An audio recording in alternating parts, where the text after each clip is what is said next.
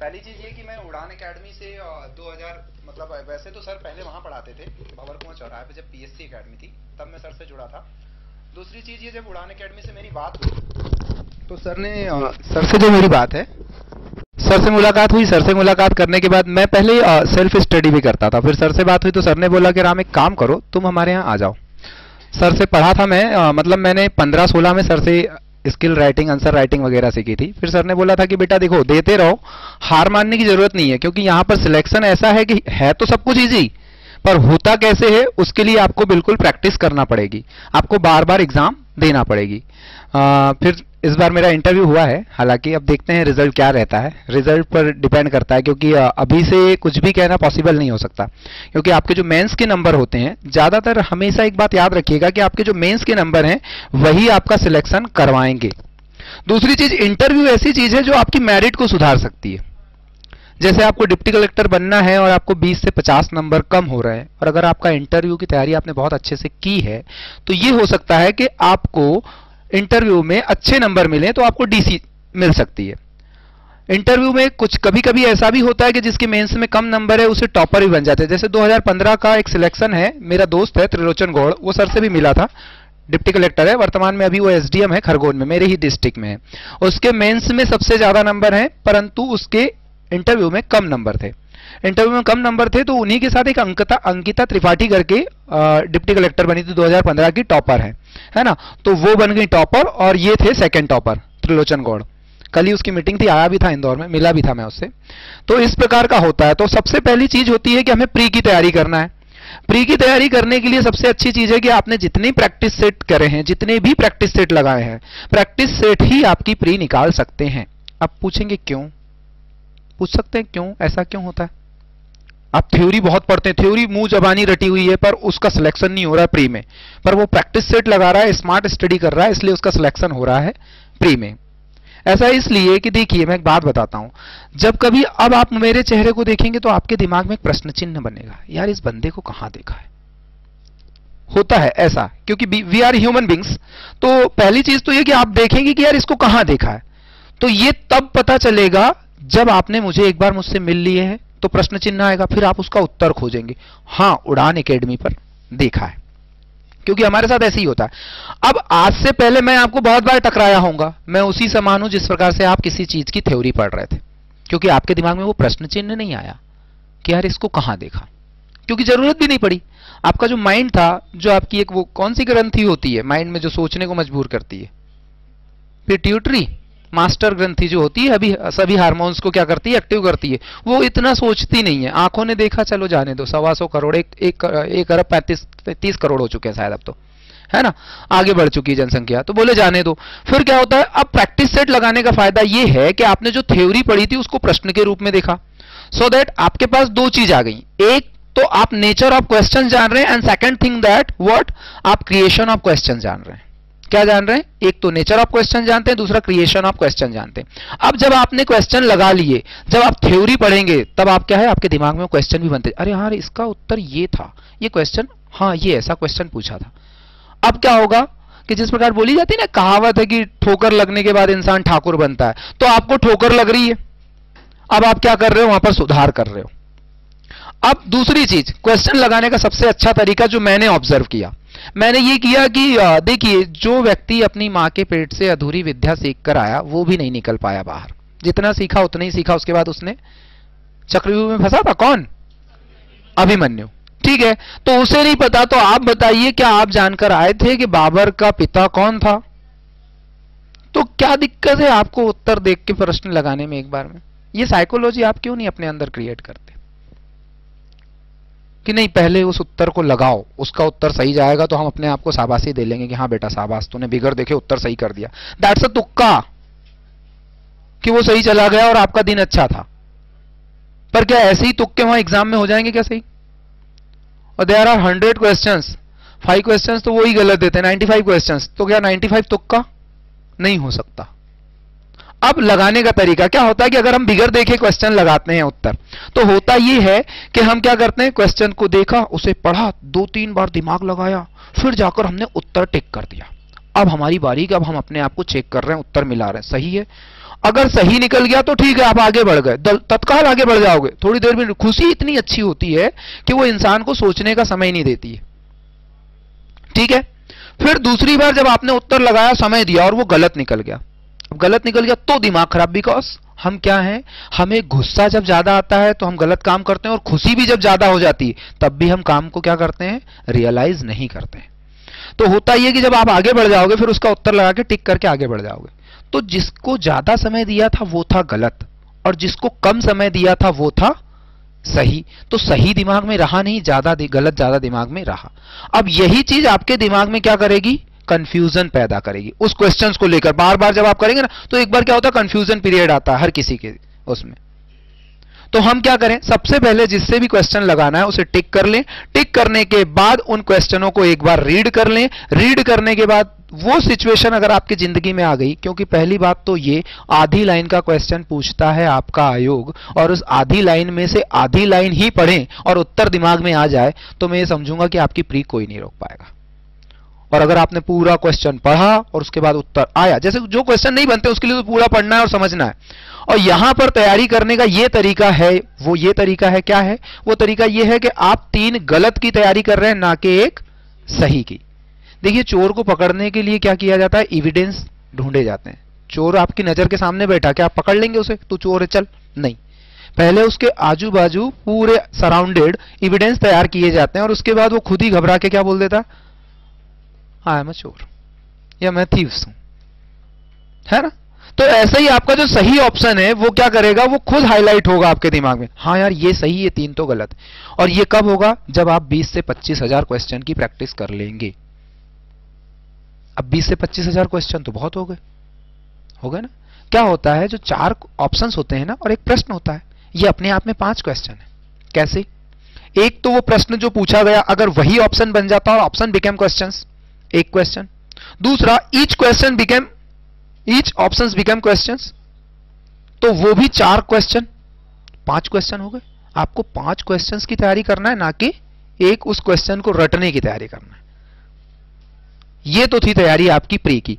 आपने जैसे भी पढ़ा उसको पढ़िए, और प्रैक्टिस सेट जितने लगा सकते हैं, चाहे कोचिंग में लगाइए चाहे घर पर लगाइए, सर से और सजेस्टमेंट लीजिए कि कौन सी बुक पढ़ें, है ना, ये कर लीजिए। अब बात आती है मेंस की। जब आपकी प्री निकलती तभी आपकी मेंस होगी, और अभी शेड्यूल ये रख दिया है, शेड्यूल ये है कि 2 महीने में ही आपकी मेंस हो जाएगी। अगर आपने प्री के पहले मेंस की तैयारी नहीं की है तो मेरा जैसा हाल होगा। जैसा कि मैंने 2015 के बाद, सर से 15-16 के बाद मिलने के बाद मैंने 5 मेंस लिखी, पर कैसी लिखी, प्री के पहले मेंस की तैयारी नहीं की। तो क्या हुआ हाल, मेंस नहीं निकली, या जब निकली तो नंबर कम आए, इंटरव्यू के बाद मेरा सिलेक्शन नहीं हुआ। तो आपको मेंस की तैयारी करना। मेंस की तैयारी करने का सिंपल फंडा यह है कि क्या पूरा रट लिया जाए, नहीं रट सकते। अच्छा, नहीं रटा है तो पेपर भी पूरा नहीं होगा, क्योंकि पहली चीज, 4 चीज हमेशा याद रखना जब भी आपको मेंस की तैयारी करना हो, मुख्य एग्जाम की।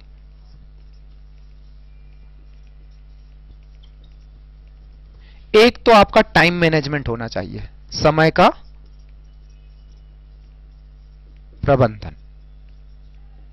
अब ये कैसे होगा, देखिए, देयर आर 15, 10, 25 और 3 28, एंड 28 दूना कितना होता है, 56। आपके पास 3 आवर्स हैं और कितने क्वेश्चन हैं, 56 क्वेश्चन। अब पहले क्वेश्चन जो आता था तो उसमें एक जैसी विचारधारा हो जाती थी, समय कम लगता था। अब यहां तो हर मिनट आपको क्या करना है, आपकी विचारधारा चेंज करना है और फिर क्वेश्चन लिखना है। जैसे कि देखिए, पहले क्या होता था, पहले 20 क्वेश्चन आते थे, 20 मतलब 20 क्वेश्चन आते थे 3 नंबर के। तो यहां पर हर एक क्वेश्चन को 3 नंबर में लिखना है, 20 शब्दों में, और विचारधारा चेंज करना है। कितना वेरी कर रहा है, ठीक, ये था। और उसके बाद आते थे 10 नंबर वाला आता था, है ना, और फिर उसके बाद सीधे ही 60 नंबर के आ जाते थे। तो यहां पर तो ज्यादा टाइम नहीं लगता था, विचारधारा कम चेंज हुई, है ना। अब क्या हो गया, अब इतना खतरनाक हो गया है कि 10 नंबर वाले, 6 नंबर वाले, वो 10 क्वेश्चन है, 10 बार तो आपको वेरी करना है, आपके दिमाग को थिंक करना है, क्योंकि जब तक माइंड का मैपिंग नहीं हो पाएगा, मैकिंग नहीं हो पाएगा, तब तक आप क्वेश्चंस को लिख नहीं पाते। और तत्काल करना है, क्विक। अगर समय घड़ी से आपके सामने घूमेगी, वो 3 घंटे जब आपके सामने घूमेंगे उस दिन परीक्षा हाल में, तब आपको पता चलेगा कि एक्चुअल में समय क्या होता है। ये हमेशा याद रखिएगा। तो यहां पर अब तो तकलीफ हो गई है, तो सबसे अच्छी बात यह है कि आपको मेंस की भी टेस्ट सीरीज की क्या करना होगी, तैयारी या प्रैक्टिस करना होगा। अब जब भी आप यहां पर मेंस लिखेंगे तो आपको वो मेंस लिखना है 2 घंटे और 50 मिनट में। यहां पर 10 मिनट का मार्जिन जब यहां लेकर चलेंगे, मैं तो कहता हूं और 2:45 कर लो, 15 मिनट का मार्जिन जब यहां लेकर चलेंगे, तब जाकर आप वहां पर पूरा 3 घंटा पूरा क्या कर लेंगे, एक्सपेंड कर देंगे, और उसके बाद भी आपको लास्ट क्वेश्चन का 1-2 लाइन बच जाएगा लिखने में। अगर आपको डबल क्यू का फॉर्मूला अपनाना है, और डबल क्यू का फॉर्मूला क्या है, क्वांटिटी और क्वालिटी। क्यों? दे वांट दैट, क्वांटिटी तो चाहिए ही, पहले किताबें तोल कर चेक की जाती थी कि वाकई में वजन है तो चेक कर लो, वरना हटाओ, इसको एवरेज नंबर दे दो, हटा दो। आयोग का ये फंडा रहा है, ये सब चीजें लागू होती हैं आज भी। तो आपको पहले तो क्वांटिटी देना है। क्वांटिटी क्या है वो तो पहले ही बता चुके हैं कि 32 पेज की कॉपी आएगी, हम अब सप्लीमेंट्री नहीं देंगे। तो इसका मतलब क्या हुआ, इसका मतलब ये हुआ कि आपको ये 32 पेज तो लिखना ही लिखना है, उन्होंने बता दिया ना। देखिए कैसे, सबसे पहले ये 32 पेज की कॉपी को हम डिस्कस कर लेते हैं, है ना।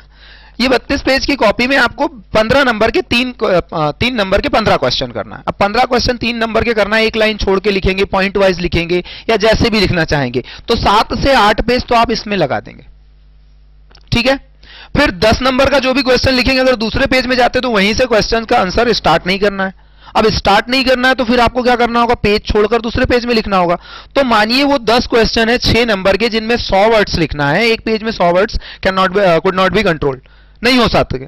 तो फिर क्या करोगे आप, अब यहां पर क्या करोगे आप, ये जो 10 क्वेश्चन थे, ये 8 पेज तो ये हो गए, है ना। फिर उसके बाद ये 10 के लिए मैं ये समझता हूं कि 13 से 14 पेज तो आराम से लग ही जाते हैं, है ना। तो मैं तो सिर्फ 14 ही मान लेता हूं। कितने हो गए ये पेज कितने हो गए। अब 15 नंबर का जो क्वेश्चन है वो 3 पेज में तो लिखना ही लिखना है, कैसे भी लिखे, 2.5 से 3 पेज तो होना ही चाहिए। ये तो सिर्फ हम क्वांटिटी की बात कर रहे हैं, अभी क्वालिटी की तो बात कर ही नहीं रहे। कितने हो गए, 9 और जोड़ लो, उन्होंने कितने दिए हैं, 32।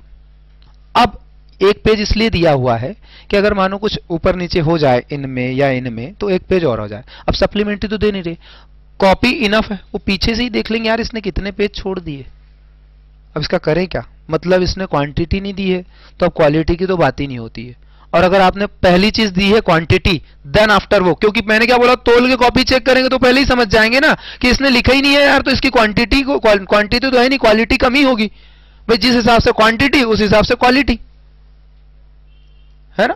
ये कोई मतलब कोई मॉडिफाई क्रॉप या कोई एडिट क्रॉप तो है नहीं कि थोड़ा सा बोएंगे और बहुत सारा हो जाएगा। यहां पर तो कुछ ऐसा लागू होता ही नहीं प्रौद्योगिकी जैसा, ठीक है। या कोई चिप तो है नहीं, लगा दिया और देख लिया क्या क्या लिखा है इसने। तो पहली चीज तो क्वांटिटी चेक कर ली। अब बात आती है किसकी, क्वालिटी की। अब सोचिए आप, पहले तो ये देख लिया, क्वालिटी हम बाद में डिस्कस करेंगे। अब यहां पर 58 क्वेश्चन है। अब टाइम मैनेजमेंट कैसे करना है, टाइम मैनेजमेंट की बात आती है तो ये 15 क्वेश्चन जो हैं ये 15 मिनट में होना चाहिए। अब चाहे तो आप जितनी बार आपके माइंड को मैक करें या कुछ भी करें, you have to complete that within 15 minutes. अगर 15 मिनट्स में आपने इसे कंप्लीट कर लिया तो आपके पास अब कितने समय बचता है, 45 मिनट। अब वो जो 10 क्वेश्चन है ना, सॉरी इतना भी नहीं बच रहा ना, इतना कहां से बचेगा, अब बचेगा 1 घंटा 15 मिनट, क्योंकि 1.5 घंटे वाला सेशन है ना, हाफ ए और बी, समझ गए ना। तो अब आपके पास कितना बच रहा है, 75 मिनट्स बच रहे हैं, है ना। अब इन 75 मिनट्स में आपको यहां से 40 मिनट और माइनस कर देना है। कितने मिनट, 40 मिनट। कितने बचे अब, 35। 5 मिनट यहां पर बचाना है आपको। 15 नंबर का क्वेश्चन मात्र 10 मिनट में ही करना है आपको, इनफ टाइम है, इससे ज्यादा नहीं हो सकता। कितने हो गए, यहां से 30 मिनट और माइनस कर दो। 5 मिनट तो आपने फर्स्ट हाफ में बचा लिए, मतलब 1.5 घंटे के क्वेश्चन में 5 मिनट आपका बच गया। अब ऐसा कि ऐसा सेकंड पार्ट में करना है। कितने बच गए आपके, 10 मिनट लास्ट में बच गए। अब ये तो केवल लिखने का था। अब दूसरी चीज, आपको कोई जगह ग्राफ बनाना है, किसी जगह कोई चित्र, ग्राफ, पाई चार्ट या और भी कुछ समझाना है, सेपरेट करना है, कोई फ्लो चार्ट बनाना है, ऐसे करके, ये भी जरूरी है। ज्योग्राफी में अगर आपने ये नहीं किया तो ज्योग्राफी थ्योरी वाइज चेक होगी, बहुत भी अच्छा लिखा है आपने तो 68 या 75 से नंबर ऊपर देगा ही नहीं। और अगर आपने बहुत अच्छे से फ्लो चार्ट, डायग्राम और जो भी चित्र थे वो सब बनाए हैं तो आपके नंबर रहेंगे 105, 115। ये ज्योग्राफी है, ऐसा करना है। हिस्ट्री में आपने बहुत अच्छा लिखा और अगर कोई डेट या कोई टाइम या कोई स्थान नहीं लिखा तो आपके भाई 68, 65। और अगर आपने उसको बिल्कुल व्यवस्थित तरीके से लिखा तो आपके नंबर 100। ये इतिहास है। वैसे इतिहास में 100 नंबर पाने वाला, मान के चलिए कि उसने अपनी इतिहास में पीएचडी कर ली, अगर यहां पर 100 नंबर लिया। इतिहास में बहुत कम मार्किंग होती है। मार्किंग होगी पॉलिटी में, मार्किंग होगी इकोनॉमी में, मार्केटिंग होगी थर्ड पेपर में, मार्किंग सॉरी, है ना, तो मार्किंग वहां होगी। अब बात करते, ये तो पेपर हो गया। अब देखिए आपके पेपर में सबसे अच्छी बात ये है मेंस के पेपर में कि आपको चॉइस बहुत है, तो बार बार आपका जो दिमाग वेरी कर रहा है उससे आपको एक चीज तो फायदा हो गया कि पहले जो 60 नंबर का क्वेश्चन आता था आपको ना भी लिखना, यू हैव टू राइट, अगर नहीं भी आता कुछ भी फेंको। यहां पर आपको नहीं आ रहा तो चॉइस तो मिल रही, 15 क्वेश्चन की 15 चॉइस तो अलग अलग मिल गई। अब 45 नंबर का वो होता है, 15 नंबर का एक भी क्वेश्चन जो नहीं बने वो तो ठीक है, परंतु 15 में से अगर 13-14 क्वेश्चन आप कर रहे हैं पॉइंट वाइज, फैक्ट वाइज, तो आपके पास होने की गारंटी 100% है। 15 नंबर का 3-3 नंबर के 15 क्वेश्चन नहीं छोड़ना है। अब बात आती है 6 नंबर की। 6 नंबर में मैक्सिमम आपसे पूछा जाता है 100 वर्ड में लिखना है, आपको लिखना 90 या 80 शब्द, इससे ज्यादा नहीं लिखना है। अब बात आती है 15 नंबर का क्वेश्चन, 3 नंबर, वो जो 15 नंबर के 3 क्वेश्चन है उनकी बात आती है। वहां पर भी आपको 275 से 290 ही वर्ड लिखना है। वो क्या बोलते हैं, अधिकतम 300 शब्द, न्यूनतम आप उसके करीब हो तो ज्यादा बेटर है। अब ये तो हो गया लिखने का तरीका। अब लिखने के साथ साथ पहली चीज तो हमने टाइम मैनेजमेंट समझ लिया। दूसरी चीज है हमारी क्या, इस टाइम मैनेजमेंट के साथ फैक्ट की बात करते हैं या पॉइंट की बात करते हैं। तो आपने कोई फैक्ट लिखा होगा, तथ्य लिखा होगा, या क्या लिखे होंगे, पॉइंट लिखे होंगे। अब सबसे अच्छी बात, आपने पॉइंट दे दिया तो इसका मतलब ये नहीं कि आपने फैक्ट भी दिए होंगे। अब ये फैक्ट आपको उभारना होगा। जैसे कि आप कुछ क्वेश्चन बोलना चाहते हैं, कोई भी क्वेश्चन बोल सकता है मेंस का, बोलिए।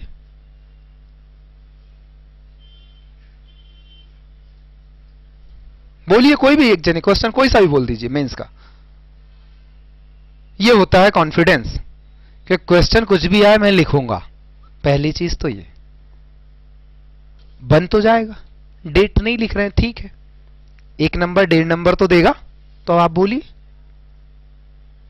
चलिए कोई बात नहीं। मालवा का प्लेटू आ गया, ये तो सबने पढ़ा है, मालवा का पठार। हिस्ट्री में भी पढ़ा होगा आपने। चलिए हिस्ट्री में आपने अवंती रानी दुर्गावती पढ़ा होगा, अवंती बाई पढ़ा होगा, झांसी की रानी पढ़ा होगा, है ना, झलकारी बाई पढ़ा होगा, है ना, तात्या टोपे भी पढ़ा होगा। और क्या पढ़ा आपने, मध्य प्रदेश से, क्योंकि मध्य प्रदेश का 30% पेपर आता है मध्य प्रदेश से। हर पार्ट में 30% रहेगा, चाहे वो स्थानीय स्वशासन रहे या कुछ भी रहे, है ना। चलिए साइंस का पेपर, साइंस से हम उठा लेते हैं प्राथमिक या प्राथमिक उपचार। प्राथमिक उपचार होता है ना, 3 नंबर में आ सकता है, ठीक है, या प्रिवेंटिव उपचार जो आता है, सुरक्षात्मक तरीका जो होता है। अब मालवा का प्लेटू लिखना है, 3 पॉइंट लिखना है, क्या लिखोगे? आपने पढ़ा है, थोड़ा सा बोलिए ना, बोलने की कोशिश करिए, फिर मैं बताता हूं। हाँ, और सबसे पहले क्या पॉइंट लिखना है हमें, क्योंकि पॉइंट ने जंप कर दिया तो दिक्कत कि यार ये मालवा का पठार लिख रहा है, तो सबसे पहले मालवा का पठार आता कहां है? तो मालवा का पठार मध्य प्रदेश के पश्चिमी क्षेत्र में 28% में विस्तारित है। दूसरा, यह मध्य प्रदेश का काली और कछारी मिट्टी से आच्छादित क्षेत्र है, जो क्या है, ज्वालामुखी या इग्निशियस रॉक से बना है। और तीसरा, यह कपास गेहूं के लिए क्या है, उपयुक्त मृदा प्रयुक्त करता है या देता है। अब अक्षांश देशांतर नहीं याद हो सकते आपको, हर एक पठार के, कंफ्यूज हो जाओगे। गलत लिखा तो नंबर और मिलना था, नहीं मिलेंगे, तो लिखना नहीं है। क्षेत्रफल अगर याद हो तो ठीक है, 28% याद है, हो गए 3 पॉइंट। अब जो 28% लिखा था उसके नीचे ये अंडरलाइन करना आवश्यक है। अगर ये नहीं किया तो आप चाहे कुछ भी लिखो, फेल हो जाओगे।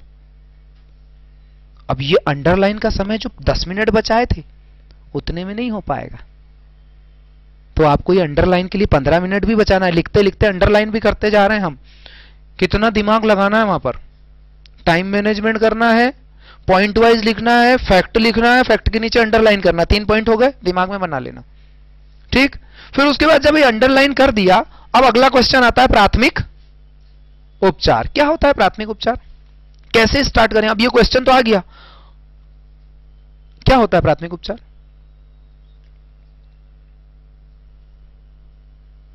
प्राथमिक उपचार जिला मुख्यालय पे तो नहीं मिलेगा, जिला मुख्यालय पे तो आपको उपचार ही मिल जाएगा।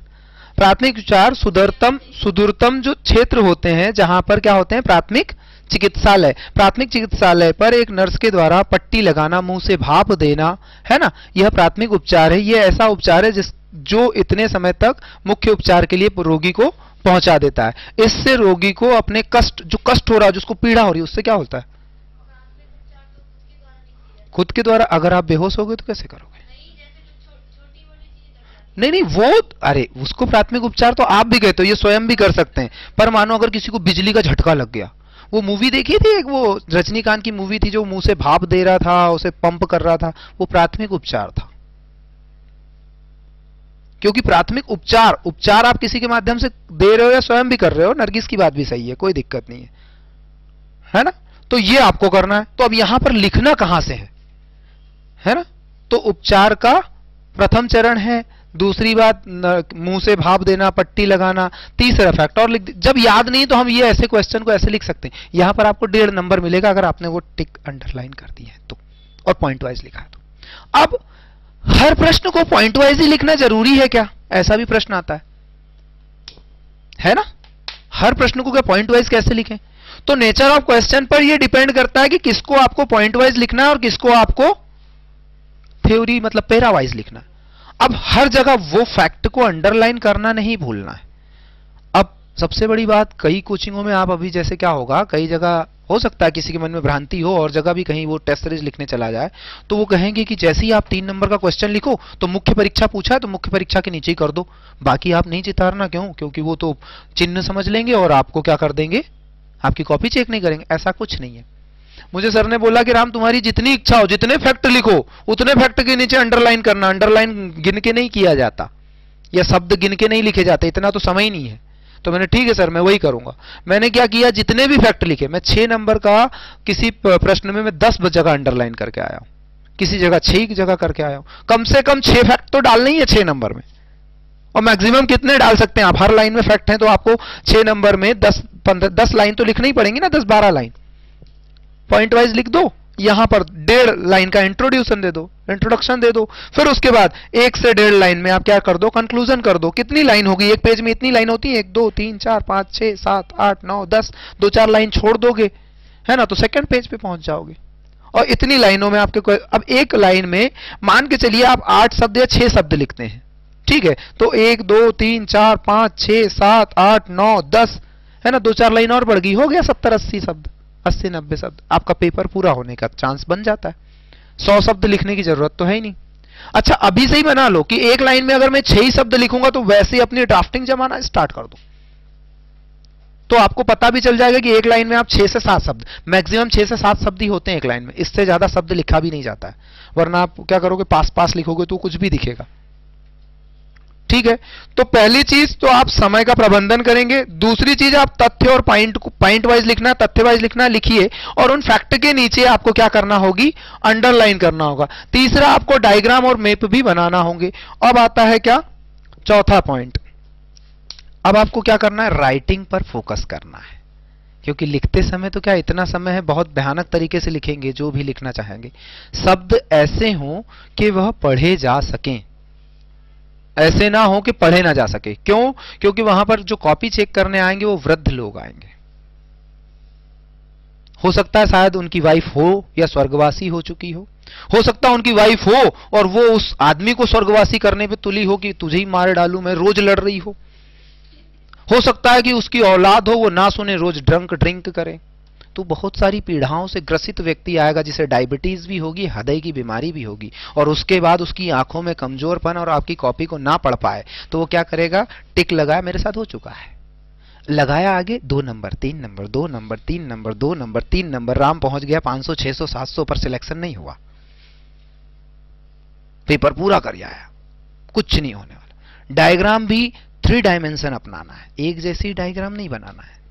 कॉपी में 3D इफेक्ट होना चाहिए, तभी आपकी कॉपी अच्छी लगेगी। अब 3D इफेक्ट करने के लिए आपको एक तो ये फ्लो चार्ट बनाना है, दिमाग में बना ही लीजिए, बहुत सिंपल होता है। एक तो ये फ्लो चार्ट, सीधे ही नाम लिखा उसका और डाल दिया।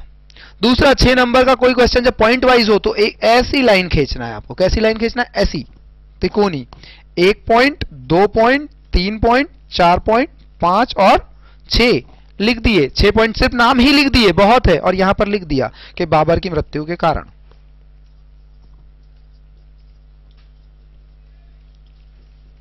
ठीक है, ना लिखो तो बाबर की मृत्यु के कारण, तो बाबर लिख दिया ऑब्लिक कारण, क्योंकि कारण तो यहां लिख चुके हैं हेडिंग में। ठीक है, ना बाबर लिखो तो बस कारण ही लिख दो, यहां पर बाबर लिख चुके हैं। समय बचाने के लिए कुछ भी कर सकते हो, ये क्रिएशन है, बार बार करोगे तो आ जाएगा। अब यहां पर कारण बता दिए कि इब्राहिम लोदी की जो मां थी उसने इसे जहर देके मार दिया, या इब्राहिम लोदी की जो वाइफ थी उसे इसने हरम में रखा था तो मर गए। समझे आप? इससे ज्यादा दोगे तो आपका अगला क्वेश्चन रह जाएगा। अब हर प्रश्न में आप यहां पर जब टेस्ट सीरीज लिखें तो आप ये मैनेजमेंट बना लें कि आपको 40 मिनट में वो 10 क्वेश्चन करना ही करना है। एनी हाउ पेपर पूरा करेंगे तो सिलेक्शन होगा, और ये चीजें करेंगे तो। अब सबसे पहली बात, आपने समय का प्रबंधन कर लिया, फैक्ट डाल लिए। फैक्ट डालने के बाद अब आपकी कॉपी में कभी कभी होता क्या कि हम बहुत कोशिश करें पर हमारा एक प्रश्न रह जाता है, तो हम क्या 6 नंबर पहले करें कि 15 नंबर पहले करें? 3 नंबर में कुछ नहीं कर सकते आप, 3 नंबर को तो पहले लिखना ही लिखना है। तो आप क्या करें, 15 नंबर का 3 नंबर करने के बाद 15 नंबर के क्वेश्चन कर लें, क्योंकि इसमें आप कुछ भी लिखेंगे तो मार्किंग तो 5 से ही स्टार्ट होगी, ये तो आधार है। पर 6 नंबर में कुछ भी लिखेंगे तो मार्किंग तो 2 से स्टार्ट होगी। अगर ये छूटता है तो पुर जाएगा, अगर ये छूटा तो नहीं पूरेगा। अगर आपकी रिटन स्किल कमजोर है, स्पीड कमजोर है, अगर स्पीड अच्छी है तो फिर चेंज मत करिए, फिर तो आप 3 6 और 15 करिए, और अगर कमजोर है तो आप जंप कर दीजिए बस।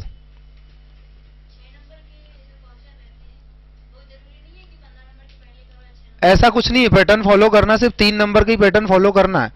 उसमें भी 3 नंबर का भी पैटर्न फॉलो करते समय एक बात याद रखिएगा, यहां पर 3 नंबर का पहला क्वेश्चन किया, ठीक है, तो सीधे ही 6 करके 5 कर दिया, फिर 4 कर दिया, फिर 8 कर दिया, ऐसा नहीं करना है। मतलब ये तो सिस्टम है कि एक के बाद 2 3 4 5 ये पैटर्न फॉलो करना है।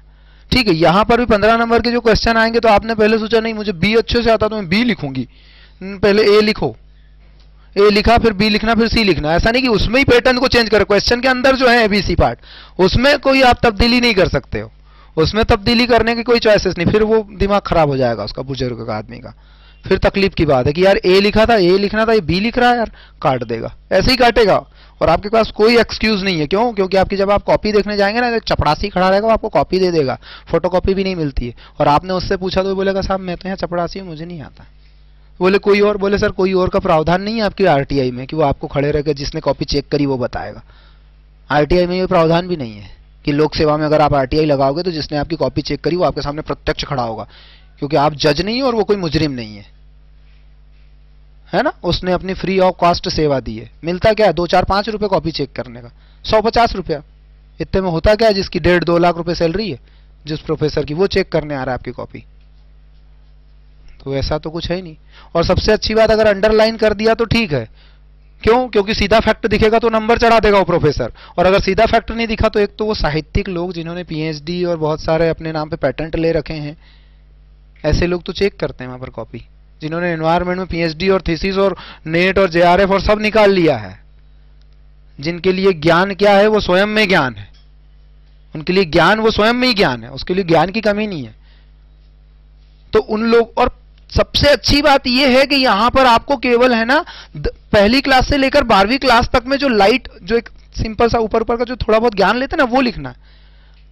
आप शायद भूल जाते हैं कि आप उनको अपनी कॉपी चेक कराने जा रहे हैं जिनको ज्ञान की जरूरत नहीं है। आप उन्हें समझाने की कोशिश मत कर दीजिएगा प्रश्न में, आप फैक्टों पर काम करिए। ये मध्य प्रदेश, यहां अगर आपने उन्हें समझाने की कोशिश की, आप एक ज्ञानी को समझाओगे, मैं नहीं कर, ये कोशिश करोगे तो फेल।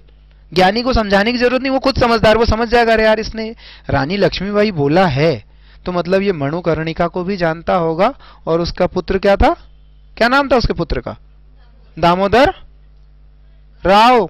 जो राव तो लगा दो, राव लगता भी है ना, दत्तक पुत्र था, ये उसको भी जानता होगा, है ना। और ये किस घोड़ा था इसका, और ये कहां डूब के मरी थी, और कैसे क्या हुआ था, या किसने मारा था, उसे जानता होगा जब ये इतना लिख रहा है तो। ठीक है, तो ये चीज हमेशा याद रखिए कि पूरा समझाने की कोशिश करेंगे, आप अपनी भावनाओं को कंट्रोल नहीं कर पा रहे हैं, उसको कंट्रोल नहीं कर पा रहे हैं तो पेपर भी पूरा नहीं हो रहा है, और जो चीज आप बताने वाले हैं वो भी नहीं हो रही। क्योंकि एक बात याद रखिए, इकोनॉमी का एक रूल है, मरे को क्या मारोगे, मतलब 1 रुपया जितना गिरना था गिर गया, इससे नीचे गिरेगा ही नहीं। ठीक, तो 100 से बढ़कर कुछ भी नहीं होता ना दुनिया में, 100% से बढ़कर कुछ होता है। तो ये 6 तो अपने आप में क्या है, 100% है। अब इसमें आप 1 पेज लिखो या 10 पेज लिखो, 6 नंबर में से 4 ही मिलेंगे। तो फोकट ज्ञान परोसने की ज्यादा जरूरत आपको नहीं है। ठीक है, अब हम कहां थे, मुझे बताओ जरा, कहां पर थे हम, कहां पर थे हम? हाँ, डायग्राम वाला। तो एक तो हो गया फ्लो चार्ट, अब दूसरा वो हो गया। तीसरा, जब आपको 6 नंबर वाला लिखना है तो कुछ डायग्राम बनाना घर पे सीख जाओ। यहां तक आए और यूं कर दिया, 1 point, 2 point, 3 point, 4 point, 5 point, 6 point. ये कॉपी को भी फुल कर रहा है और बीच में उसका नाम जिसके बारे में आप लिख रहे हो। ठीक है, और तीसरा आप एक गोल अंडा खींच सकते हैं, ऐसे भी कर सकते हैं, ऐसे भी, ऐसे भी, ऐसे भी, ऐसे भी, ऐसे भी, ऐसे भी। ये एक जैसे डायग्राम नहीं बनाना है। ठीक है, ये कर सकते हो। हेडिंग के नीचे अंडरलाइन करना ना भूलें। तो डायग्राम। अब ज्योग्राफी में क्या होता है, ज्योग्राफी में आपको जो टर्मिनोलॉजी होती है, जैसे आपसे पूछ लिया कि लैगून झील क्या होती है और इसकी विशेषताएं लिखिए 6 नंबर में। अब लैगून झील क्या होती है, आपने पढ़ी है ना ज्योग्राफी, बताइए बताइए आप। लैगून झील, अच्छा, और देखिए तटीय क्षेत्रों में, शब्द को भी उसी अनुसार रखिए, है ना। तटीय क्षेत्रों में जब कयाल जो होती है ना, कयाल, उसके कारण जब जल का भाग विलग हो जाता है और तट से जुड़ जाता है, और जल जो समुद्र से उससे एक क्या बन जाती है, डेब्रिस के कारण, अवसाद के कारण वो अलग हो जाता है, उसे लैगून झील कहते हैं। यह अधिकतर खारे पानी की होती है, क्योंकि समुद्र में खारे ही पानी होता है तो खारी होती है। लैगून के रूप में आप चिल्का को बता सकते हैं, पुलिकट को बता सकते हैं, वेम्बनाड को बता सकते हैं, अष्टमुदी को बता सकते हैं। ये एग्जाम्पल्स हैं लैगून के। ठीक है, अब क्या होता है, मत्स्यन भी हो जाता है लैगून में। तैराकी, जैसे वेम्बनाड झील, अष्टमुदी झील में तैराकी होती है कि नहीं होती है।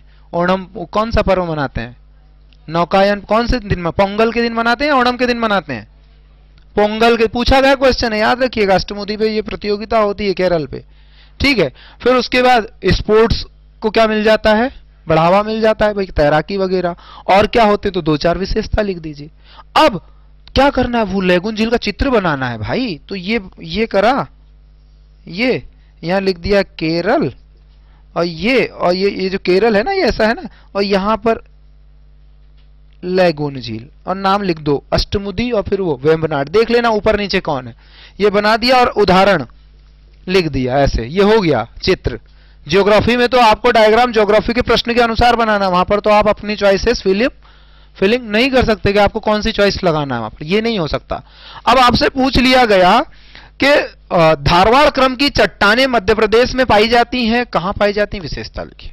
और उनमें कौन सा खनिज पाया जाता है वो लिखिए। तो धारवाड़ क्रम की चट्टानें मध्य प्रदेश के पश्चिमी भाग में, पूर्वी भाग में, दक्षिणी भाग में, उत्तरी भाग में कहां पाई जाती हैं, मध्य प्रदेश का चित्र बनाना आता है ना, वो बना दो और कुछ भी लाइन खींच दो, ऐसी वैसी ऐसी उसी। धारवाड़ क्रम की चट्टानें, इसमें लोहा पाया जाता है, इसमें ये पाया जाता है, मिनरल्स पाए जाते हैं, ये बता सकते हैं। ये किस काल की, क्रिटेशियस की हैं, और उसके बाद कौन सा, क्रिटेशियस काल, और कौन सा काल है, अभिनूतन काल है, और कौन सा है, वो काल के नाम भी याद होना चाहिए।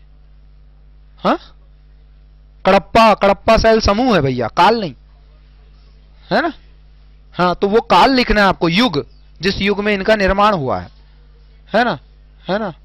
हाँ, वो तो बेटा प्लायोसैनिक तो हिम युग है ना, तो उसके वो युगों के नाम लिखना है आपको, और इस प्रकार से आप इसको क्या कर सकते हैं, डिस्क्राइब कर सकते हैं आपको, है ना। अब यहां पर आपको देखो एक चीज समझ में आ रही, रटने की जरूरत नहीं पड़ रही। मैंने मेंस दिया था जून में, सर जुलाई में हुआ था ना, जून या जुलाई में हुआ था, जुलाई में हुआ था ना, है ना। 1 अगस्त से पढ़ाना स्टार्ट कर दिया था, जुलाई में हुआ था, है ना, 21 से 28 जुलाई के बीच में कुछ हुआ था। उसके बाद मैंने नहीं पढ़ा अभी तक, पर वो याद है। अब आपसे पूछा जाएगा ड्रमलिन, ड्रमलिन सुना होगा ना नाम आप लोगों ने, क्या होता है ड्रमलिन, ज्योग्राफी में है ना, ड्रमलिन भी है ना।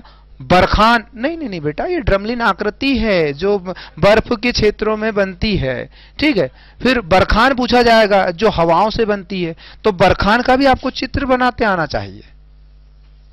ये श्रृंग है, और ये है, ऊंटों को पार नहीं होने देता है, ये रेगिस्तान में बनता है ना, इसके लिए रास्ता बनाया जाता है, ये हवा के द्वारा निर्मित आकृति है, ये सब बताना पड़ेगा। तो ये क्या है, जैसे ही आप ये सब पॉइंट लिख रहे हैं उसके नीचे हाईलाइट कर दीजिए और ये चित्र बनाइए। ये तो था आपका ज्योग्राफी, दूसरा था आपका हिस्ट्री। पॉलिटी की बात कर लेते हैं। अब पॉलिटी में जब भी कोई क्वेश्चन पूछा जाए और अगर वह किसी अनुच्छेद या संविधान में प्रावधानित है तो उसके 2 मिनट में कि इस अनुच्छेद के अंतर्गत यह बताया गया, अनुच्छेद का वर्णन करेंगे, अच्छा लगेगा। और उससे संशोधन हुआ है या वर्तमान में कोई चीज प्रासंगिक है, अच्छा लगेगा। तो पॉलिटी में कर सकते। इकोनॉमी की बात की जाए तो इकोनॉमी का हर एक क्वेश्चन करंट से आपको जोड़ना है, बिकॉज ऑफ इकोनॉमी क्या है, नेचर ऑफ सब्जेक्ट को समझिए, क्या है इकोनॉमी। पॉलिटी भी करंट है, पॉलिटी में कोई नया संशोधन हो उसे बताइए। जैसे भी आरक्षण के नाम से हो गया तो उसे बताना पड़ेगा ना कि 15/6 में इसे प्रावधानित किया गया है। गरीब की परिभाषा अभी तक नहीं आई, परंतु मानक निर्धारित कर रहे हैं और कमेटियां बनी हैं, जिसके बाद ये हम बता सकते हैं। अब पॉलिटी भी तो करंट है, तो पॉलिटी को भी आपको करंट से बताना पड़ेगा, रिलेट तो करना ही पड़ेगा। गरीबी के आंकड़े पूछ लिए तो वर्तमान में क्या, कौन से सूचकांक पर चला गया, एचडीआई क्या था, गरीबी सूचकांक क्या था, भुखमरी सूचकांक क्या था, तो ये सब पता तो हो। पॉलिटी में आपको हर एक आयोग के अध्यक्ष का नाम तो पता हो। अब आता है पॉलिटी का जो सेकंड पेपर है, उसके सेकंड पार्ट में आते हैं एक्ट और इश्यूज आते हैं जो सामाजिक क्षेत्र से। कुछ भी पूछ लेंगे, महिलाओं से संबंधित समस्याएं पूछ ली तो आपको 10-15 समस्याएं तो पता होना चाहिए, उसी पर क्या बने हुए हैं, सब चीजें बनी हुई है ना। जैसे कि साबरीमाला का विवाद चल रहा है, अगर हम उसको जोड़ सकते हैं तो जोड़ दें, ये कला आपके अंदर होना चाहिए, ठीक है। अब आती है बात एथिक्स की, तो मैं तो नहीं बता सकता है, मेरे से ज्यादा अच्छा नागिन सर आपको एथिक्स बता देंगे, क्योंकि उन्हें ये चीज पढ़ने की जरूरत नहीं है, क्योंकि आधा एथिक्स तो उनका सब्जेक्ट ही रहा है। जब वो पॉबेड और सोशोलॉजी और दर्शन शास्त्र पढ़ाते थे वही सब है एथिक्स, और कुछ भी नहीं है। परंतु एथिक्स में भी आप क्या कर सकते हैं, जो केस स्टडी है उसमें सबसे ज्यादा नंबर ला सकते हैं। अब केस स्टडी में ज्यादा नंबर लाने का तरीका क्या हो सकता है। अच्छा, केस स्टडी क्या होती है, किसी भी घटना से संबंधित कोई जानकारी होती है। अब होता यह है कि 3 नंबर का जो क्वेश्चन आता है, 5 नंबर का क्वेश्चन आता है, 7 नंबर का क्वेश्चन आता है, तो उसको शब्दों के अकॉर्डिंग लिखिए। केस स्टडी कम से कम 5 से 6 पेज में कंप्लीट होती है, और एथिक्स के पेपर में बहुत ज्यादा तकलीफ होती है, क्योंकि उसको बहुत सोच के लिखना, वहां पर फेक कुछ नहीं सकते आप। दर्शन शास्त्री आ गए तो दर्शन शास्त्री थ्योरी के अकॉर्डिंग लिखना है, कुछ 2-4 फैक्ट और उनकी बुकों के नाम और उन्होंने क्या योगदान दिया और उनको कौन सा अवार्ड मिला और उसके बाद उनका कार्यक्रम क्या रहा, ये बता दो एथिक्स का पेपर। हिंदी में प्रतिवेदन और पत्र लेखन सर बता देंगे। अब आती है बात इंटरव्यू की, जो मेरा कल परसों हुआ था। इसके बाद आपकी निकल जाएगी तो इंटरव्यू की बात आएगी। अब इंटरव्यू के लिए ज्यादा मॉक देना आवश्यक नहीं है कि आप भयानक तरीके से 5-10 जगह मॉक देने गए। दूसरी चीज, आप अगर ये सोचते हैं कि इंटरव्यू आप चलाएंगे, ये भी जरूरी नहीं, क्योंकि इंटरव्यू लेने वाला मूर्ख नहीं है ना। आईएएस अधिकारी सचिव रहा है, उसके बाद उसको वहां बना दिया अध्यक्ष, चेयरमैन, जिसने तुम जिनको आइडियल मानते हो ना उनका इंटरव्यू लेके पहुंचाया था। तो तुम ये मत सोच लेना कि जैसे किसी का आइडियल हो ना, पी नरहरि मेरा आइडियल है, तो उसका भी इंटरव्यू कभी किसी न किसी आयोग ने लिया होगा, वो तुम्हारा ले रहे हैं आप, तो उनको चला नहीं सकते। अब वो जो क्वेश्चन पूछेंगे उसका जवाब देना है, नहीं आता है तो आप उन्हें हर्ट नहीं कर सकते। जैसे मुझसे पूछा गया कि आज क्या पढ़ के आए हो तुम, अब इसमें मैं क्या बोलूं।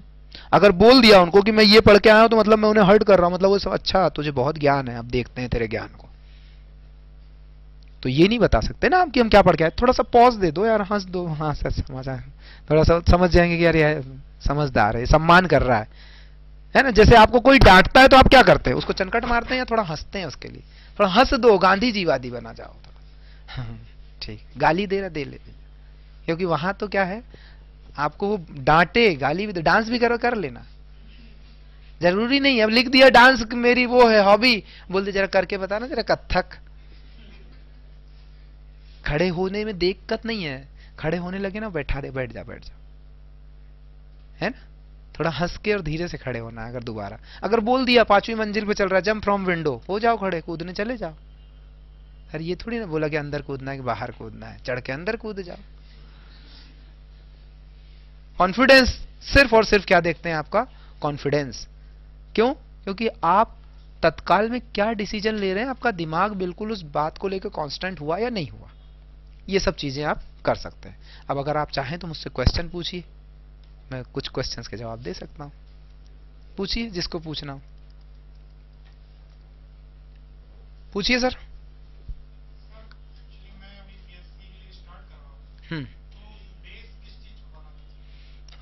बेस किस चीज को बनाना चाहिए, मतलब किसको बेस बनाना है? यहाँ पर तो बहुत सारे सब्जेक्ट हैं। बेस का मतलब मैं बेस से क्या समझूं? हर सब्जेक्ट का बेस। देखिए पहली चीज तो ये कि पीएससी में बेस नामक कुछ नहीं होता। ज्यादा ज्ञान अगर आप लेकर आ रहे हैं ना, सिलेक्शन नहीं होगा, क्योंकि आपको बहुत नहीं लिखना। मैंने क्या बोला, फैक्चुअल तो लिखना है, या बेस डीप ज्ञान की जरूरत क्या है, बेस बनाने की जरूरत क्या है आपको? मैंने क्या बोला कि आप सुनिए, हाँ सुनिए मैं बताता हूं। देखिए प्रश्न आपसे सीधा ही, अभी तक पेपर उठाइएगा, सिर्फ इसी बार के पेपर में उन्होंने थोड़ा सा प्रश्न व्यवस्थित पूछे हैं, बाकी इसके पहले तो बिल्कुल फैक्चुअल डाटा पूछा। आपसे सीधे ही पूछ लिया अकबर के लोक कल्याणकारी कार्य लिखिए। अब काहे को अकबर को हमें पढ़ना है पूरा? लोक कल्याणकारी कार्य लिखना है ना अकबर के, जो हुए वो लिख दो। फिरोज शाह तुगलक के लोक कल्याणकारी कार्य लिखिए। देखिए इतिहास में अगर बेस बनाना है ना, तो इतिहास तो इतना खतरनाक है कि अगर उसे पढ़ेंगे तो आप अपने आप को भूल जाएंगे। पॉलिटी में अगर बेस बनाना है तो बेस नहीं होता यहां पर, बेस का सिर्फ यही तरीका है, सबसे ज्यादा जिसको फैक्ट याद है उसकी मेंस भी कोई नहीं रोक सकता। प्री तो ठीक ही ठीक है, क्योंकि मैंने क्या बोला, फैक्ट पर ही तो डिपेंड करती है आपकी पीएससी। यहां पर सोचिए, आपको यहां पर एप्लीकेशन पार्ट अगर पूछा जाए तो बेस बनाना पड़ता है। जैसे कि मैं क्वेश्चन देता हूं यूपीएससी का, यद्यपि गांधी के आंदोलनों ने भारत को आजादी तो दिला दी, परंतु कालांतर में यह आंदोलन भारत के लिए क्या सफल रहे, और यदि गांधी के आंदोलन सफल थे तो असफलता के कारणों पर भी प्रकाश डालते हुए यह बताइए कि आजादी में इतनी देरी क्यों हुई। अब प्रश्न को ही समझो। यद्यपि हिटलर की महाद्वीपीय सिद्धांत बहुत अच्छा था, जिसने ब्रिटेन को कुछ समय तक संकट में डाल दिया, परंतु क्या यह महाद्वीपीय सिद्धांत यूरोप के लिए घातक था और हिटलर के पतन का कारण था? सिद्ध कीजिए या प्रकाश डालिए, टार्च लेके घूमते रहो, कहीं मिल जाए तो सिद्ध कर दो। अब यहां पर क्वेश्चन देखिए यूपीएससी में, सॉरी पीएससी में, मालवा के पठार की विवेचना करिए। अब क्या क्या डीप करोगे आप मालवा का? कोई इग्निशियस रॉक नहीं, कुछ नहीं, 6 नंबर में लिखना है, 80 शब्द लिखना है। कहां का आधार, कहां का बेस? यहां पर तो कुछ चिन्हित किताबें हैं और ये कोचिंग के नोट्स। नागेंद्र सर के यहाँ के नोट्सों में आपको एक चीज मिलेगी, क्वांटिटी मिले ना मिले, क्वालिटी मिलेगी। और क्वांटिटी की जरूरत यहां पर सिर्फ किस लिए है कि आपका पेपर पूरा करो, उतनी क्वांटिटी वो दे रहा है ना, और फैक्ट दे रहा है। दूसरी जगह आपको इतना मोटा नोट्स मिलेगा जो भारत ज्ञान कोश को क्या कर रहे हैं, कॉपी करके दे दिया। मैं नाम नहीं लूंगा, कुछ नोट्स हैं मार्केट में जो केवल परीक्षा वाणी की कॉपी छपे हुए हैं। मैं सब लोगों, बहुत लोगों को मना कर चुका हूं कि उन नोट्सों को पढ़ना कर दो बंद, वो चलन से हो चुके हैं बाहर। यहां पर तो हर साल पैटर्न चेंज हो रहा, अपडेशन लिखेंगे, इतिहास में अपडेट करते हैं। अब इतिहास क्या मूर्ख ही समझ रहे हो यार? क्या बाबर की कोई नई जन्म हो गया क्या? अपडेट करके बाबर का वो मिला डीएनए, इतिहास में अपडेट, जियोग्राफी में अपडेट कर रहे, अपडेट करने को क्या है? जियोग्राफी का करेंट पढ़ लो, अतिरिक्तांक उसका परीक्षा, उसका दर्पण का क्या करोगे भैया? 643 जिले थे 663 हो गए, ऐसा कोई क्वेश्चन ही नहीं आ रहा। क्या क्षेत्रफल बढ़ गया? क्या भारत क्या बढ़ गया क्या पहले से? इकोनॉमी अपडेट हो सकती है भाई, 5वीं बन जाएगी, 6ठी बन गई, 5वीं बन जाएगी, थोड़ी बहुत। और अब गरीबी को क्या अपडेट करोगे? भारत में तो 1950 से लेके आज तक गरीबी वही है, संरचनात्मक बेरोजगारी जो होती है या निर्धनता वही है, 26% से कम ही नहीं हो रही, 22%। इसमें क्या अपडेट करोगे आप? और फिर मार्केट में घूमते हो, नया नोट्स आया, नया नोट्स आया। ये क्या होता है, नए नोट्स के चक्कर में आप यहां पर एक सिंपल तरीका है, आप जितने भी क्वेश्चन मेंस के उठा के देख लेना, कोई भी अपडेट से क्वेश्चन आया हो तो बताना। एक ही क्वेश्चन आया था 2017 में, मंगल मिशन पूछा था, जो भी अपडेट नहीं था, वो भी 2000 कब छोड़ा था, 13 में 13-14 में छोड़ा गया था ना, MOM Mars orbiter mission.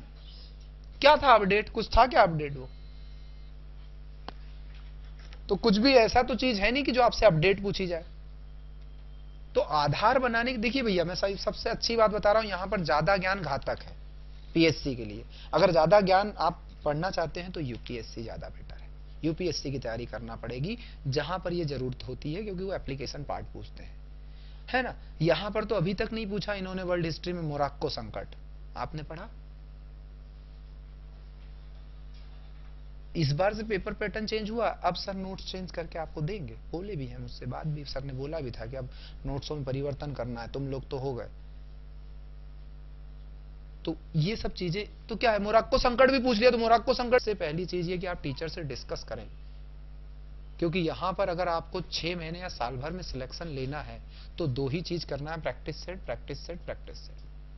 Pre का भी प्रैक्टिस और मेंस का भी प्रैक्टिस। और मेंस की तैयारी में इसकी जो रिटन स्किल है उसे अभी से मेंटेन करिए। कुछ भी लिखिए, जैसे कि मोदी एक कालजयी परिभाषा, लिखो उसके बारे में, कुछ तो पता होगा ना मोदी के बारे में, उससे अपनी राइटिंग स्किल तो बढ़ेगी, है ना। सुषमा स्वराज विदेश नीति की नई पुरोधा, कुछ भी लिखो उसके बारे में, लिखते जाओ, इस हैंड राइटिंग तो बढ़ रही। और जब वो नहीं लिखना है तो सीधे लिखो अकबर और उसका साम्राज्य, लिखो, कुछ तो याद आएगा। जहांगीर, उसके पुत्रों के भी नाम लिख दिए, मंसूर और वो भी लिख दिया, तो कुछ तो याद भी हो जाएगा। या अशोक को महान कहा गया, तो महान कहा गया तो लिख दो राहुलो वात्सुत से धम्म नीति लेकर। या हड़प्पा और वर्तमान नगरी सभ्यता लिखो, इससे आपका सब मतलब एक रिटर्न स्किल तो कंप्लीट होगी। और नहीं है तो फिर सर जब जाके पढ़ा के, जो भी सर आते हैं पढ़ाने, उनसे एक क्वेश्चन रोज लिखो, सर हमको आज एक क्वेश्चन दे दीजिए, हम कल लिख के लाएंगे। सर से चेक कराने की जरूरत है या नहीं है वो जरूरी नहीं है, क्योंकि अभी चेक भी करवा लोगे तो कोई मतलब नहीं है, पर यह है कि तुम लिख तो रहे हो ना उस बहाने। या सर ने किसी दिन पूछ लिया तो उसको सर ने पूछा, सर को दे तो देंगे कि सर ये हमने लिखा था। चेक तो क्या केवल मेंस की कॉपी ढंग से करवाना है, बाकी कुछ भी चेक कराने की आवश्यकता नहीं, बस रिटर्न स्किल बनाना है। और प्रैक्टिस सेट का तो मैंने बता दिया कि यहां पर जितने भी टेस्ट होते हैं दीजिए, आपके नंबर कम या ज्यादा यहां पर आने से मतलब नहीं है।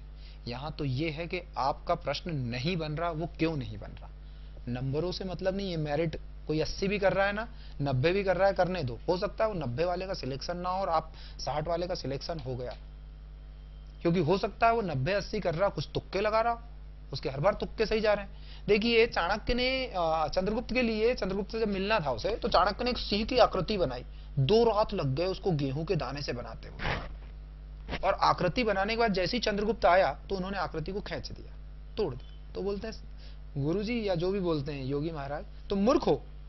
तो बोले इसे बनाने वाला मैं था, और जब मैंने इसे बना दिया तो यही मेरे नाश का कारण बन जाता, क्योंकि रोज मेरिट आना, रोज मेरिट आना, आप क्या हो जाओगे, अरे अब तो अपन निकाल ले गए, अब अपने को कुछ नहीं। और रोज ठोकर लगना, रोज ठोकर लगना, कुछ ना कुछ तो इंप्रूवमेंट, रोज रिपेयरिंग चलती रहेगी।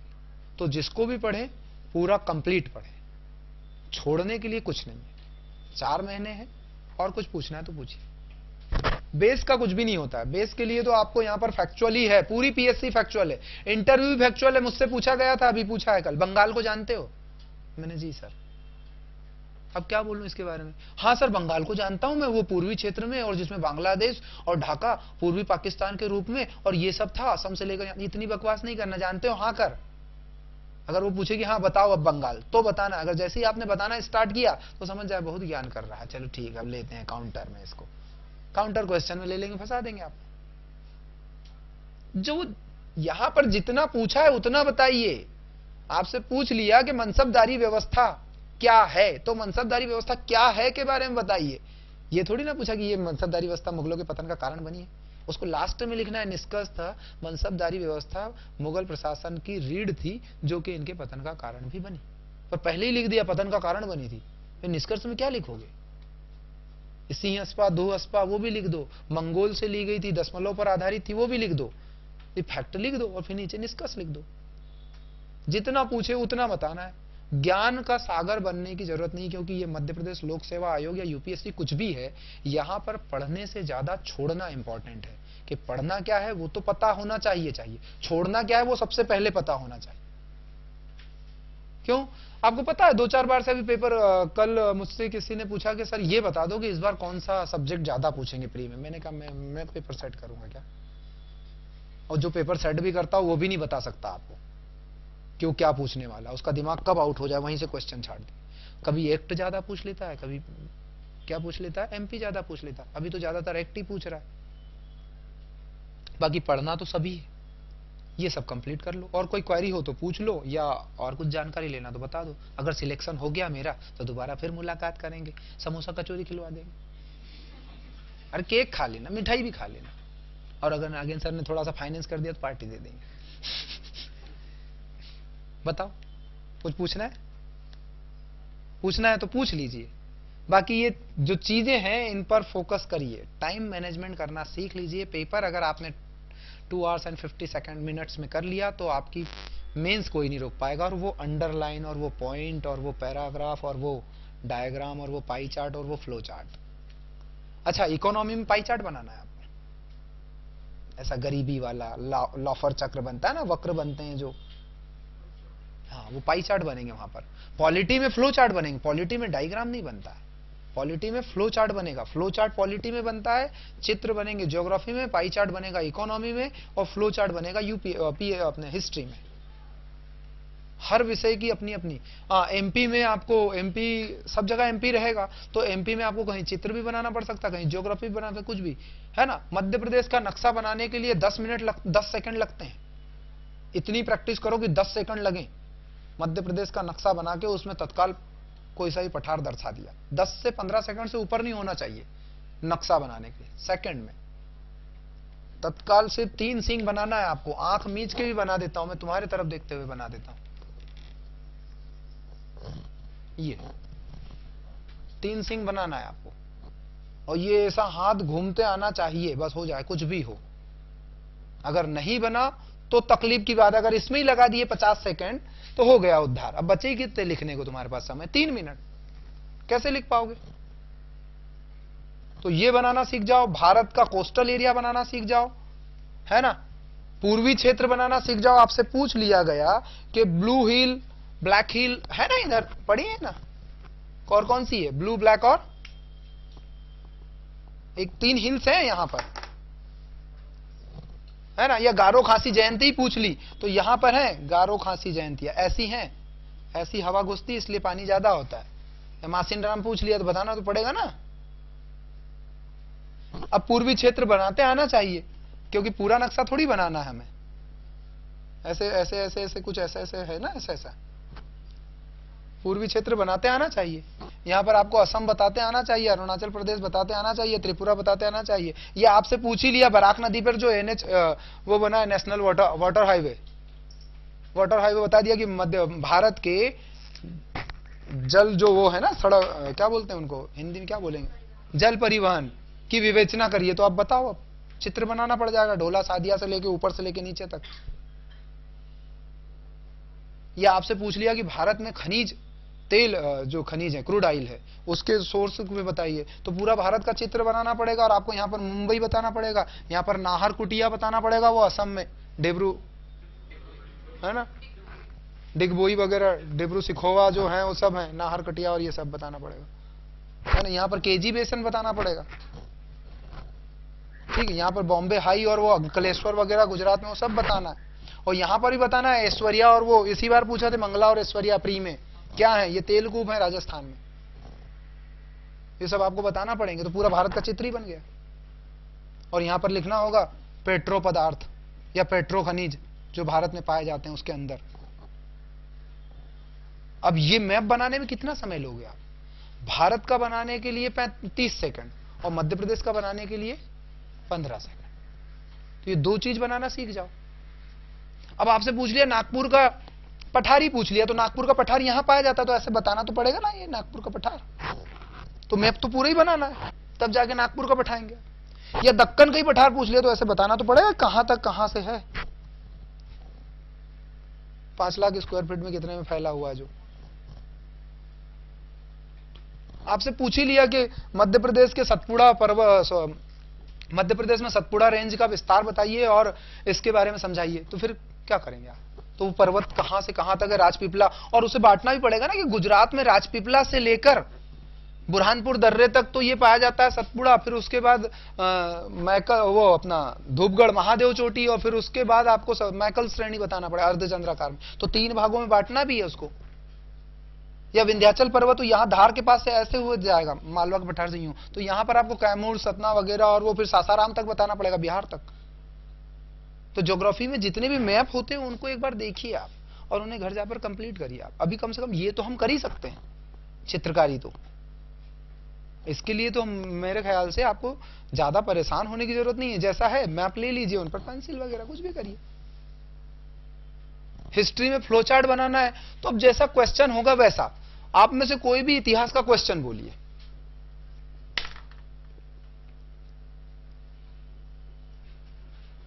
देखिए ऐसी मेंस में ऐसा कोई सा भी क्वेश्चन नहीं होगा जो आपसे ना बने, मैं इसकी गारंटी देता हूं। बस तकलीफ है समय की और लिखने की। मुझसे सिर्फ इसी बार एक वो एलेक्स पूछा था सेकंड करके रसिया का, वो नहीं पता था मुझे, पर मैं उसको भी लिख आया था। और क्या पता उसमें नंबर चढ़ाए कि नहीं चढ़ाया, मुझे तो नहीं पता, पर मैं लिख के आ गया वो भी। टॉमस ब्रैसी पूछा था, टॉमस ब्रैसी वो इंजीनियर था और औद्योगिक क्रांति से था, मैं पुनर्जागरण से लिख आया उसको। है तो ये पुनर्जागरण में एक विचार तो होता है ना, इनोवेशन, तो उसने पुनर्जागरण तो किया होगा ब्रिटेन में। हो गया मेरा काम, 1 नंबर तो देगा, कम से कम कुछ तो देगा भाई। जो यूरोप से संबंधित, क्योंकि हमारे यहाँ पे जो वर्ल्ड हिस्ट्री वो ज्यादातर यूरोप से है। उसने पूछा ही कहा है, हमसे क्या पूछा है? हमसे पूछा है ब्रिटेन की क्रांति, हमसे पूछा है रसिया की क्रांति, हमसे पूछा है फ्रांस की क्रांति, हमसे पूछा है औद्योगिकरण, हमसे पूछा है और क्या पूछा है? पुनर्जागरण। फर्स्ट और सेकंड वर्ल्ड वॉर, जिसमें अमेरिका का वही है एक, कौन सा द्वीप है ना जहां पर आक्रमण हुआ था, हवाई द्वीप पर, है ना, अमेरिका इन्वॉल्वेंस है 2 बार, और यूएनओ वगैरह। यहां से क्वेश्चन आ जाएगा कोई। तो हमें उस हिसाब से अपना माइंड में करके रखना है कि हाँ बस अब इसमें इस हिसाब से 2-4 शब्द लिखने ही पड़ेंगे, लिख दो।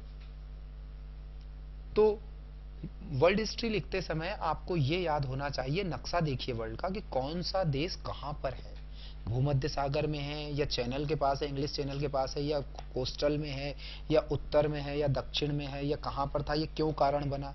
क्योंकि वर्ल्ड हिस्ट्री में वर्ल्ड ज्योग्राफी ने ही सबसे ज्यादा प्रभावित किया है। आपसे पूछ ले खैबर पास कहां है, भारत के परिप्रेक्ष्य में खैबर पास का महत्व या महत्वपूर्ण विषय या विवेचना करिए भारत के परिप्रेक्ष्य में, तो खैबर दर्रे से सबसे ज्यादा उत्तर भारत में आक्रमण हुआ है, अलेक्जेंडर से लेकर सल्तनत और मुगलों तक, वो बताना है आप। और कौन कौन सा यात्री, जैसे कोई आया था तो उस यात्री का नाम बताना। यही सब चीजें हैं। कोई क्वेश्चन हो तो पूछिए, वरना फिर मिलते हैं अपन। ठीक है, थैंक यू। कैसी? जैसे ये मुझसे मात्राओं की मिस्टेक बहुत होती है, सर ने मुझे बहुत बार डांटा, क्योंकि मैं निमाड़ से हूँ और सरकारी स्कूल में पढ़ा था। सरकारी स्कूल में क्या था, पुराने टीचर ज्यादा ध्यान नहीं देते थे, मार देते थे और बोले जा सुधार लेना। हिंदी की पेपर जो होगा उसमें मात्रा का मिस्टेक मत करना, और यहां पर अगर हो जाए साहित्य, ये वाले जो 4 पेपर है इनमें हो जाए तो ढक जाए, हिंदी के पेपर में हुआ तो वो नहीं बख्शेंगे आप। अच्छा, हिंदी में जो ट्रांसलेशन आते हैं तो इंग्लिश शब्द जो 5 आते हैं जिनको हिंदी से इंग्लिश में करना, तो हमेशा आप इंग्लिश वाले हिंदी में करें, चाहे 3 भी बने। अगर एक भी स्पेलिंग मिस्टेक होगी तो नंबर नहीं मिलेगा आपको। 5 आ रहे हैं पर स्पेलिंग नहीं आ रही तो फिर 5 गए। हिंदी में कर दो, हिंदी में मात्रा मिस्टेक नहीं करना।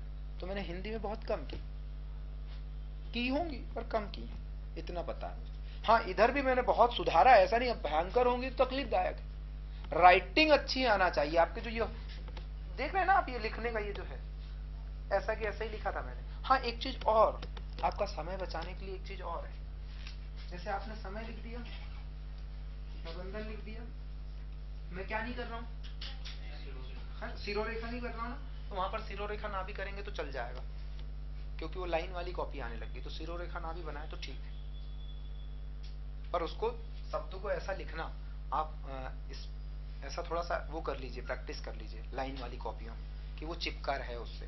तो अगर ये नहीं करा तो ये कुल मिला के आपका 10 से 12 मिनट बचाएगा, जो नीचे की लाइन में काम दे जाएगा। ये कर सकते हैं, बस इतना ही है। फिर इसके बाद अगर कोई और चीज लगेगी तो अपन समझते हैं, देखते हैं, है ना। ठीक है, ऑल द बेस्ट।